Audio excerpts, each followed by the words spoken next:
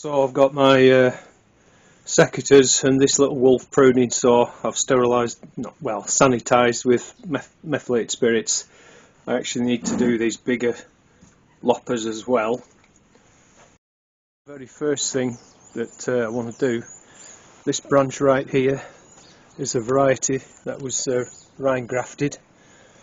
You can see where it was, the graft was put in there, and you can see it's got canker, and it's almost completely gone round the whole of the branch. So that branch, everything distal, you see there's a little bit just left there which is still supplying sap, but once that goes and cuts off the supply of sap, then everything distal from this point upwards, that branch is going to die. So you can see it's called crisping. It's a really good apple and I want to keep it. So there's a nice sort of last year's growth there. It's about 2 foot long. So I'm going to take that as scion wood. Right, I can get about 3 or 4, well probably more if I wanted to, but definitely 3 or 4 pieces of scion wood off that. So what I'm going to do right now is cut that and put it in cling film, label it and put it in the fridge. So just remove that little branch of that variety crisping to start with. That's a very late apple, that didn't come off the tree till November. So let's just have this is how it looks now. So just kind of a before and after thing, and then we'll have another shot, once I've got it done, hopefully. Right guys, I've done pretty well so far. I'm not sure how long I've been going on it, but I think it's time for a brew anyway. But you can see I've taken a lot of height out of that now. I've by no means finished it yet, but what I need to do, look at all this lot. It looks bad, I know, but it'll do the tree a lot of good. It'll be easy to manage as long as I keep on top of those new whippy growth. So at some point today, hopefully, I'm going to go back up into the tree and snip some of those off, maybe just leave one to a branch.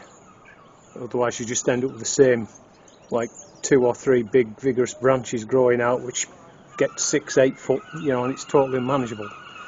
And then in summer I need to get inside and summer prune them to try and make them form fruit buds. So that's the strategy.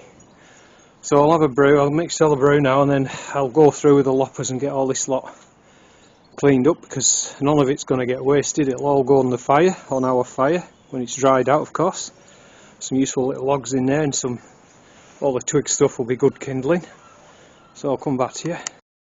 Oh, well, I'm getting my way through it now. I'm putting the bigger stuff over there, and all this little twiggy bits I'm going to probably just make a pile over there by the fence, and they can just dry out over months, and then we'll use them. But I wanted to pause just to show you another example of canker. That's classic canker, for those of you who might have not seen it on fruit trees. Excuse me. You see how you get this sunken sort of elliptical where the bark gets eroded away, then eventually encircles the whole branch, and obviously then the sap can't get through, and so the distal portion will die back. So yeah, you want to keep an eye out. Some varieties are much more prone to it. Discovery is one that comes to mind. That seems to be very prone to it up here anyway with our high rainfall. I'm not sure how it goes. It might be better in the drier southern and eastern parts of the country. It's a good apple, but it's not, it's not resistant to canker at all. But this particular tree, or this variety, is Harry Master's Jersey. It's a cider apple, and because it's so vigorous, it copes pretty well with canker. Alright, just wanted to show you that. I'll crack on. Right, that's all the bigger bits. Spin you around. That bit can go on that bonfire there that's ready to go. So when it gets going, we'll just throw that bit on. And all the twiggy bits so far anyway, I've stacked up over there. So what I want to do now is sort of come into this bit. So you see how some of these have got really long. So there's a nice little upright branch just there, with some fruit spurs on, so I'll probably take that back just in front of this branch, sloping cut. So that kind of thing really. So I'm just going to try and thin this side out, and then we'll have another look. Okay, how's it looking now? I think this side's much better now, just taking some of the length out of some of those branches. So the last bit now, can you see that branch there? There's kind of like about 3 whippy growths coming like water shoots. It's where I pruned a branch last winter maybe, and then last summer those 3 grew out. Now if I didn't do anything, like I say, you'd end up with 3 big branches going another 8 foot up or something like that. So I think what I'm going to do is just thin them down to 1, and then, as I say, in summer I want to try and get up there and summer prune it back, just to see if I can just keep the height down. So that's what I'm going to do now, and then it's pretty much job done. Alright guys, there we go.